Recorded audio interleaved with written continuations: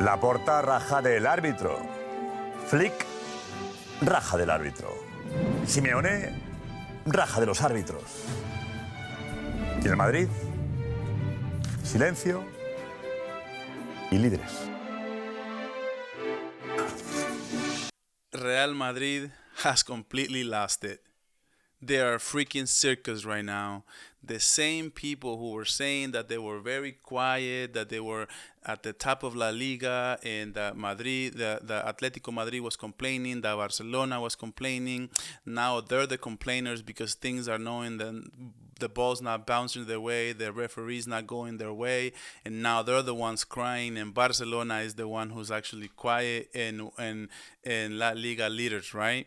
That's the thing. Madrid is going, it's going down, and it's not taking it very well. We're gonna get into Fede Valverde, Ancelotti, what Lamine Yamal just told them, and we are going to get into everything. But first, I want to talk about the Champions League for just a second, because we just found out that PSG or Benfica are going to be our next opponent. We don't know. Let me know down in the comments who you would rather face.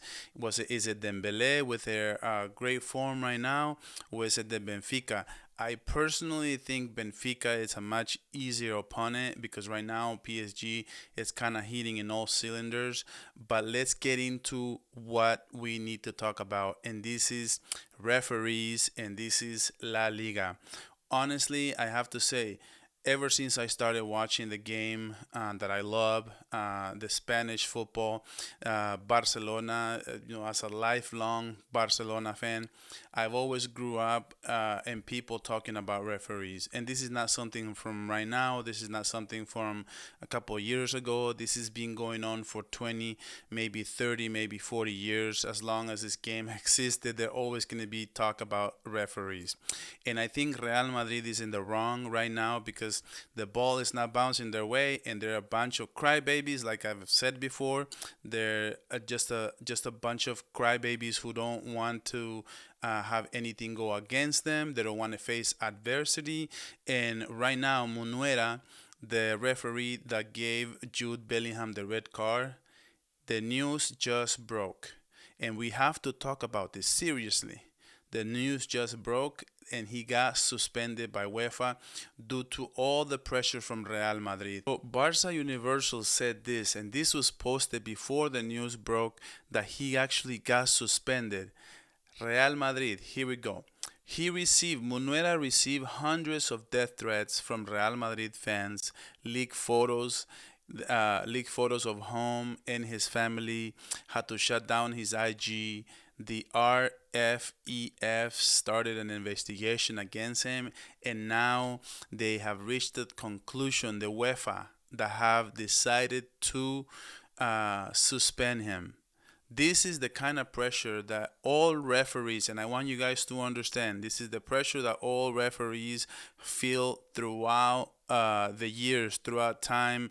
Every time they're refereeing against Real Madrid, there's always that extra pressure. They are going to sue you. They are going to go after you. They're going to go after your family. They're just crazy. And this is why the refereeing is always in favor of Real Madrid. They don't want to go through problems like getting suspended. There's a guy on record, this is not my opinion, there's another referee on record saying that he got suspended for 3 years for making a wrong decision in a Real Madrid way in the Champions League. They're always like this, and it's not right, and it needs to be talked about, and it's not being talked about enough. And let's just say, let's put into context what Lamine Yamal just said about what he just said about Real Madrid and the whole referee situation. As we can see here, Lamine Yamal just today, this is what he said. And I want to read this before I give my opinion, because this is exactly what I said in a video before this one. You can go look it up in my channel. So it says like this: in the Copa del Rey, Real Madrid was favored by referees, then harmed against Osasuna in La Liga. It happens in every match. So he's talking about the Celta de Vigo game where there was a player that clearly was fouled by Courtois in the box, and it didn't get called, and it was a counter attack. And right after that play, the Mbappe scores a banger, right? And then there was 1-0 in favor of Real Madrid, and that was clearly a foul, and it didn't get looked at by the bar. And that day, at that moment, Real Madrid did not complain. They didn't say it should be. They just said it's clearly not a penalty. And I saw even slow motion videos of Real Madrid fans on Twitter saying it wasn't, when you can clearly see the contact. And that's my only problem, the double standard that Real Madrid expects to be a team with a shield, a team with a referee on their side in every single moment. And this is kind of what Lamine Yamal is saying. And he's saying the penalty on Inigo was clear, but lately almost everything is questioned. And he's so dead spot on. There's always Madridistas against Barcelona saying that this is a robbery when it's clearly a penalty, right? And let's say for what it is, the Cubarsi play that they showed on TV also looked like a penalty, and I would have been fine with it as long as we see a consistency. This one is a penalty. The Kubarsi could have been a penalty as well. So let's just say it for what it is. Let's be consistent on our opinions. But this is what happens. Look, Lamine Yamal says being a referee is very difficult no matter what. People are always gonna complain. And says Barça, Madrid, and Atletico can't complain about referees. They try to do their best. And I think what Lamine Yamal is actually trying to say in this instance is that Barcelona, Madrid, and Atletico Madrid are the best teams in La Liga. And by it's like an unwritten rule. They're always going to get a lot of calls. It's like watching the Lakers, right? It's like watching LeBron James. It's like watching Chicago Bulls of Michael Jordan back in the day, where Michael Jordan used to say that's a foul. He used to get the foul. And it's because they are players who are big in the game, and they mean so much to the game, like Real Madrid, like Barcelona. They are teams that are always going to have an extra favoritism by the referees because they are much bigger than normally what the other clubs that they're playing against.